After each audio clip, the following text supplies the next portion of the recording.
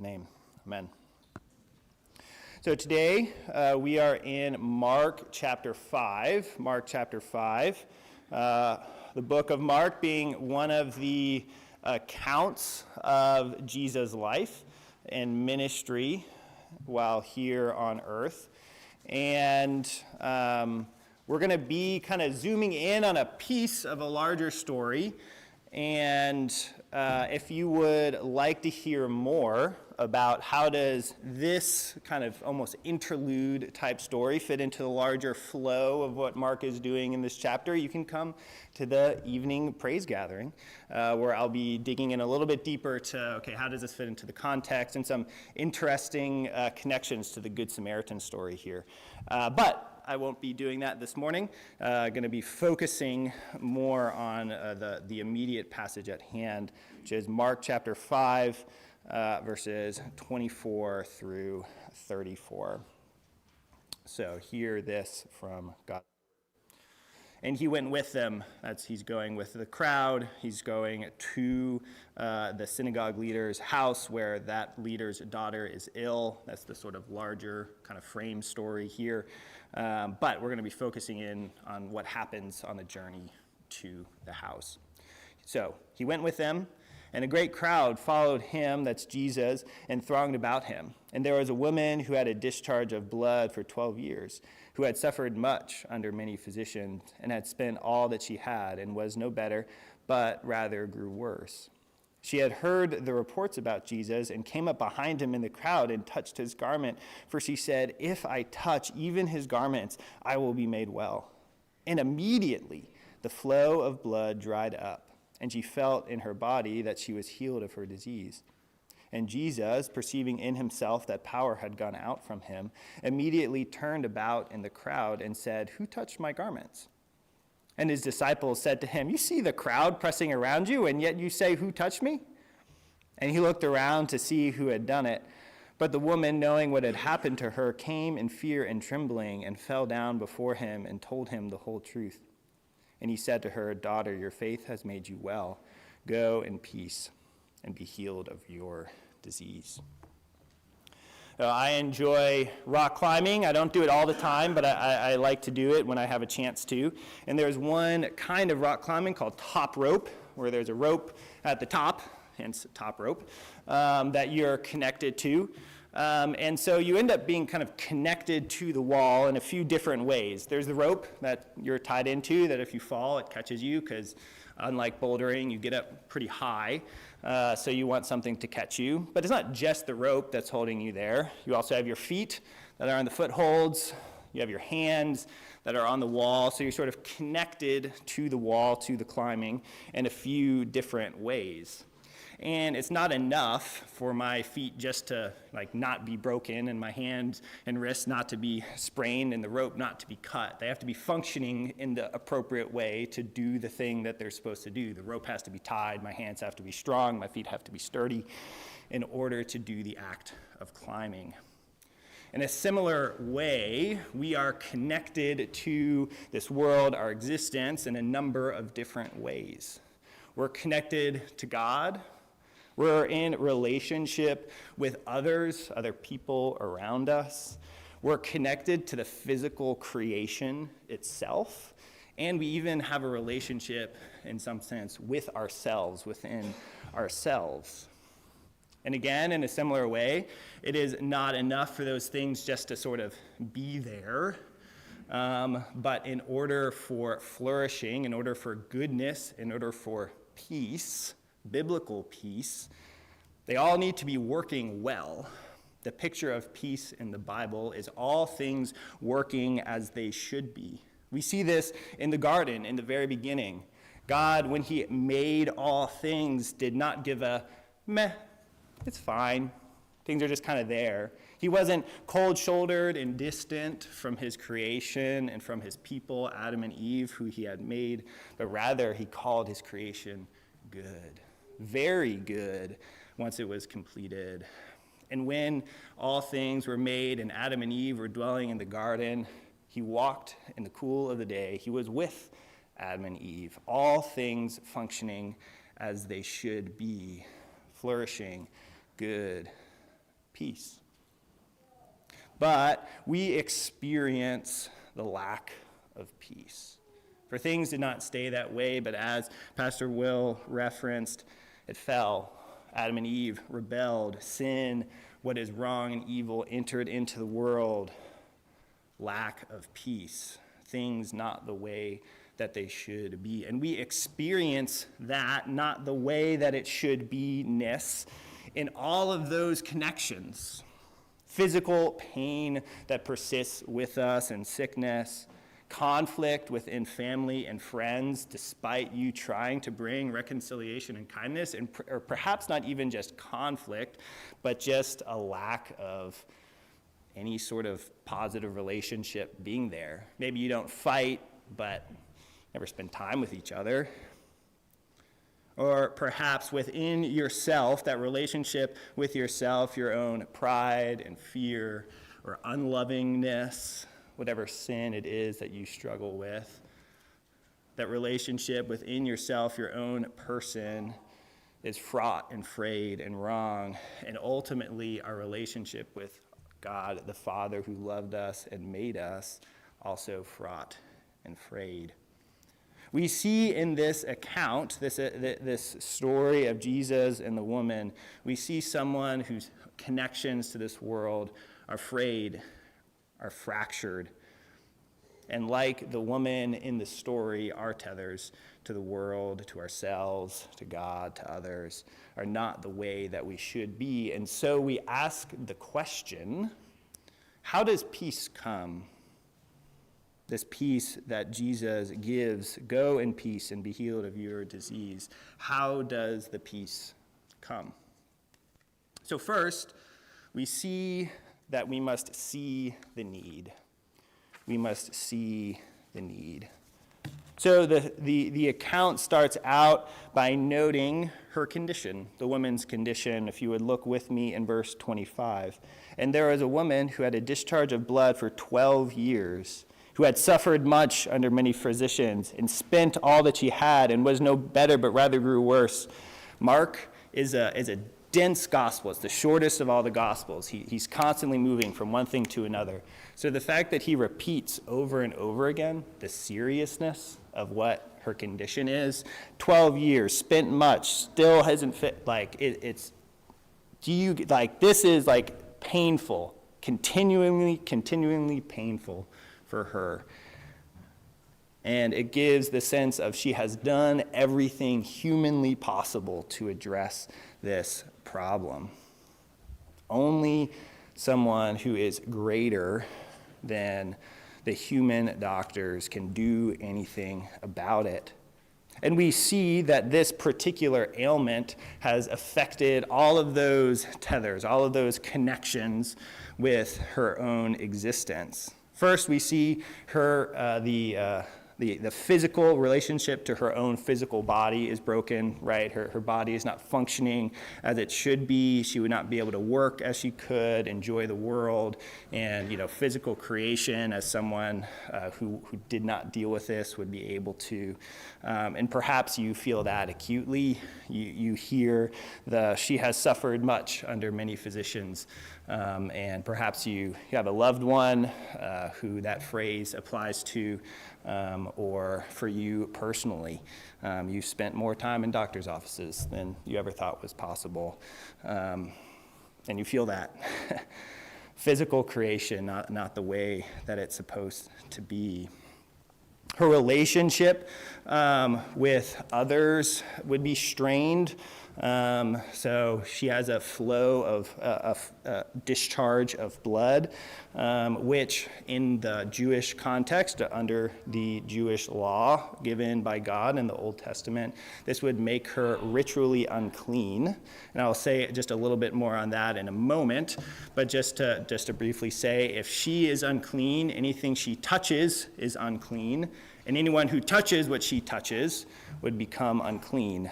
Now, that doesn't mean that people couldn't spend time around her. They still could, either by being careful not to touch, or they could, touch, and then there were rituals that you could make yourself clean again.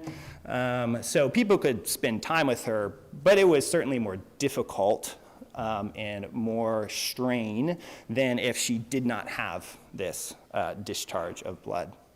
Now, I want to make a very brief note. A lot more could be said here, but just on the unclean, clean, and what is God doing there? Why does God give these laws about cleanness, uncleanness, and specifically in regards to our bodies? Is God just making us feel badly about our own physicalness, and why does it affect this woman in a particularly heavy way? So I want to step back and just say, ask the question, why was the law given to Israel? So the law in which these laws about uncleanness is a part is an active communication from God to his people. The law is an active communication given from God to his people. And when God communicates with his people, he is principally relating two things. I was drawing that from the Westminster Confession. What do the scriptures principally teach? Who is God, and how are we to relate to him? Who is God, and how are we to relate to him?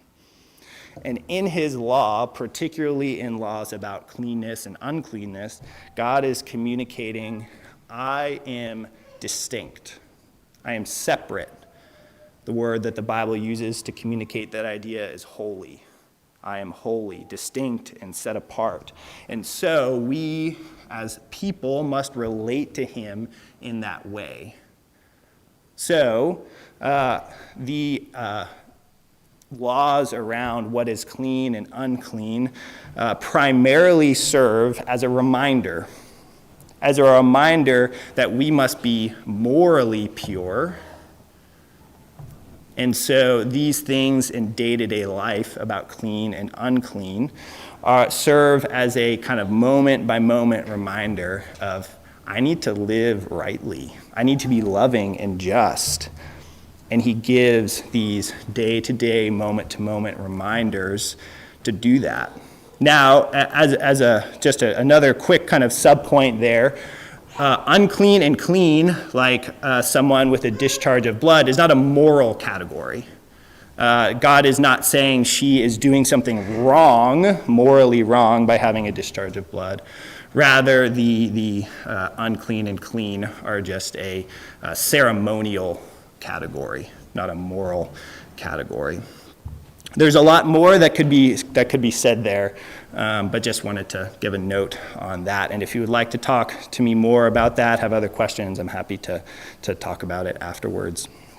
So she is experiencing this constant state of uncleanness that results in, as I said, her kind of social connection, her relationship with others being strained, but also her relationship to God being strained. If you were ceremonially unclean, you could not go into the temple. She couldn't worship as someone who didn't have this would be able to. Her relationship with God is not the way that it should be. And it seems like even her relationship to herself is not the way that it should be. We want to be careful about overly psychologizing what we see in the Bible without explicit statements about someone's inner thoughts. But it seems that she is fearful of coming before Jesus. We commonly see people coming up to Jesus asking things of him. But all she can do is reach out and touch the hem of his garment. And in Jesus' response, calling her daughter, he seems to recognize her need for recognition, that something about her self-image, the way that she views herself as not worthy of coming before Jesus, not wanting to be seen, that her relationship with herself is also hurt as a result of this infirmity. And so she sees this need. She acutely feels the need for salvation, acutely feels the need for healing and peace because she knows that she does not have it. She sees her need and is tenaciously and bravely going after restoration and peace. So she goes after Jesus because she sees her need. We have to see our own need first in order for peace to come. When I was living in Pittsburgh at one stage, when I was kind of in and out in Pittsburgh at different times, I was living in a house, and of course I had a key for the house, and the key worked, but like it didn't work perfectly. You had to like put it in and like jiggle it a little bit, and then like the door would open, and I just figured, oh, it's fine, like it's a little bit annoying, but like it's okay. And then eventually, I guess, like the teeth of the keys wore down enough that one day it's like 9 p.m., 10 p.m. I put it in and like I jiggle it a little bit and it's like, doesn't work. All right, well, what do I do now? So I go around to the front where there are some windows, and thankfully, as I like try to push the window up, someone had forgotten to lock the windows. So I can like push the window up, but as I'm doing that, the window like falls into the house because the window isn't like secured correctly. I'm like, I just hope that nobody's seeing this right now. I'm like calling the police. It was fine. I got in. I like put the window back up. But if I just recognized like there's a problem, and there's an easy solution. Just go and make a new key, right? It costs like $3. But I just chose to put up with the problem instead of seeking peace, in that sense, a fully functioning key. I didn't seek after it. I just put up with the problem. Are you willing to see the problem, to see it for its seriousness, and like this woman, tenaciously seek after peace, seek after restoration? So first we see the problem, and then we see that Jesus brings physical restoration with creation, physical peace. Mark says, immediately the flow of blood dried up, verse 29, and she felt in her body that she was healed of her disease. The power of Jesus as a result of her coming in faith. Jesus has power over even disease. And in response to her coming, trusting that Jesus is who he says he is, he provides healing. Now, simply for sake of time, I'm not going to enter into the sort of conversation around what does it mean that Jesus asked who touched me, and that Jesus sensed that power went out of him. I'll give a comment on that again at the evening gathering, but just for kind of focusing in, I'm just to say I recognize that that's there. I'm just not gonna touch on it.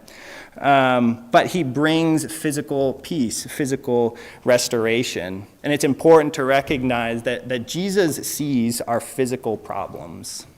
Sometimes I am prone to think, yeah, Jesus cares about my heart, my spiritual condition, but he doesn't really care about the pain in my back or the sickness that my mother might have, whatever it is. But he does. We see it here. He cares for her physical condition. He knows that you long for the sickness to be gone in the one that you love or in yourself, the pain to be finished. And he promises to bring physical restoration as we come in faith. But a question might linger: why do we see her receive the gift of healing, but the one that I love or myself does not? Why do I see someone else be healed and not me or the one that I pray for? And I don't have an answer to that. I don't know. I don't know why some are healed and some are not, but I do know that this healing that we see here is simply a foretaste. It's a taste of what is to come in the promised restoration. That when Jesus comes again, making all things new, he promises not just one person or however many people Jesus healed over the course of his ministry. We don't have records of them all, but he certainly healed many. Not just those 100 or 1,000, but all who have put their faith in Jesus and enter into that new heaven and new earth receive full restoration. That if you put your faith in Jesus, your pain has an expiration date. It will end. That's the promise. And we see that Jesus is able to do it. He has power over disease. He is able to do it. So we may continue to carry that question, but Jesus is good, and we put our trust in his promise. I have a tender spot in my heart for the C.S. Lewis series, Chronicles of Narnia, and especially the book, His Horse and His Boy. Lewis communicates this sort of like dual idea of Jesus cares, but we don't get to know everything. And part of the ending of that book. There's a character, Shasta, who has gone through a lot of different trials. A lot of bad things have happened to him as he has sought to sort of make the right decision. And over the course of the story, there have been various lions and cats who have sometimes been helpful, sometimes seem to be hurtful. And at the end of the book, he's talking to the lion, of course, consistently throughout Lewis's books being a representation of Jesus. So I just want to read a short passage from that. And Shasta gaped with open mouth and said nothing. The voice spoke, "I was the lion who forced you to join with Aravis," another character. "I was the cat who comforted you among the houses of the dead. I was the lion who drove the jackals from you while you slept. I was the lion who gave the horses the new strength of fear for the last mile so that you could reach King Loon in time. And I was the lion you do not remember who pushed the boat in which you lay, a child near death, so that it came to shore where a man sat, wakeful at midnight, to receive you. Then it was you who wounded Aravis," a lion had cut another character. "So it was you who did that?" "It was I." "But what for?" "Child," said the voice, "I am telling you your story, not hers. I tell no one any story but his own."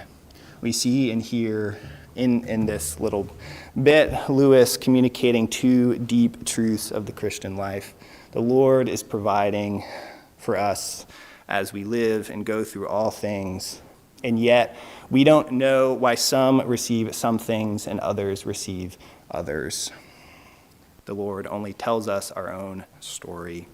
But we trust that he loves us, we trust that he provides, and ultimately we trust that he will bring all things into restoration and that this healing is only a foretaste of that. But our lives are more than just problems with our physical body. But Jesus does not stop there, because Jesus goes beyond just bringing physical peace, but also brings relational restoration between God, others, and ourselves. So first, as a result of bringing the physical restoration, the flow of blood is dried up. Those other problems that she experienced as a result of that discharge of blood are gone. She can go to the temple. Her social relationships are no longer strained. Restoration.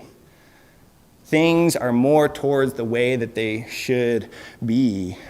Not just a baseline, nothing, but more towards full flourishing, the way that things should be. But Jesus doesn't stop there, right? She doesn't just touch the hem of his garment. She gets healed, end of story. But we see it continue. Would you look with me in verse 30? And Jesus, perceiving in himself that power had gone out from him, immediately turned about in the crowd and said, "Who touched my garments?" Now, when I read this, the sort of question comes into my mind, wouldn't it be more loving for Jesus to just sort of let her go on her way? Clearly, she doesn't want to be talked to, right? Wouldn't it be more loving for him to just let her go? Understandable question. But Jesus sees beyond what she just, might fearfully desire, but gives her what she needs out of love. He calls her out, saying, "Who touched me?" asking the rhetorical question. And he looked around, seeing who had done it, giving her an opportunity to bring herself forward. But the woman, knowing what had happened to her, came in fear and trembling and fell down before him and told him the whole truth.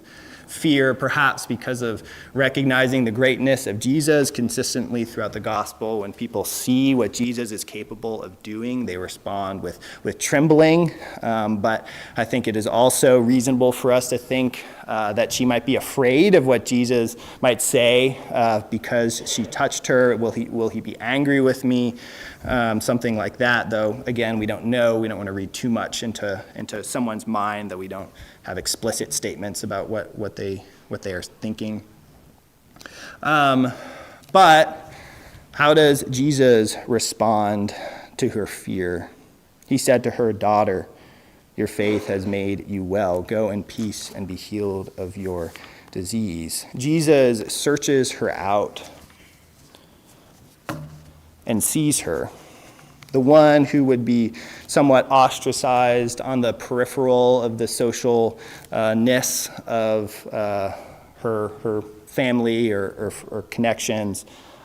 Jesus searches her out, brings her in to the center of attention, and what does he say?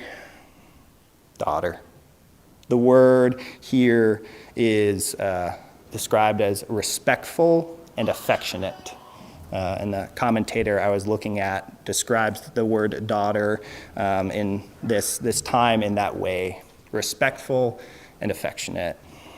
Jesus gives her honor and tender love when he calls her daughter in front of the whole crowd gathered there, right? This isn't isolated. It's not just him and her, but people see her and see Jesus, the powerful teacher, calling this woman daughter. By calling her out, he gives more restoration with her relationships. That she is given honor by the one who is powerful. And that, works towards restoring her relationship with herself and with others. Jesus seeking not just for physical restoration, but relational restoration with God, as she is now able to enter into the temple part of religious life in the way that she should be, have relationship with others as a result of the sickness not being there, but also given this status as one who Jesus calls daughter, and with herself, that she knows Jesus saw me and called me to himself, calling me daughter. Your faith has made you well. She came in faith, seeking after Jesus, humbly knowing her need, and as a result receiving healing. And he says, go in peace. Peace, again, being the divine peace, not just lack of conflict, but towards full flourishing, the way that things should be. And so we also seek after peace. Goal of flourishing, not simply lack of conflict. We see our own need, whatever it might be, whether it is physical, whether it's relational conflict that we have with others, whether it's how we view ourselves or how we view others, or our relationship with God and how we are distant from him, or whatever it might be. We don't just seek for, okay, I didn't have any fights today, but that we seek after full restoration. And it begins by seeing the need. And like the woman seeking after restoration, coming in faith to Jesus, who is able to change, who is powerful, who is good and lovely. So we seek after him, trusting that he will bring physical restoration, whether it's here in this life or when he comes again, bringing restoration for all things, but also seeking after relational restoration here as we come before him, humbly seeing our own sin and seeking after peace as Jesus promises to give it. Would you pray with me? Lord, thank you. Thank you that you use your power and your goodness for healing, that you use it to love us as we need to be loved, like this woman in this account. Lord, I pray that we would grow in ability to trust in you and seek after the healing and the peace that we need. I pray these things in Jesus' name. Amen.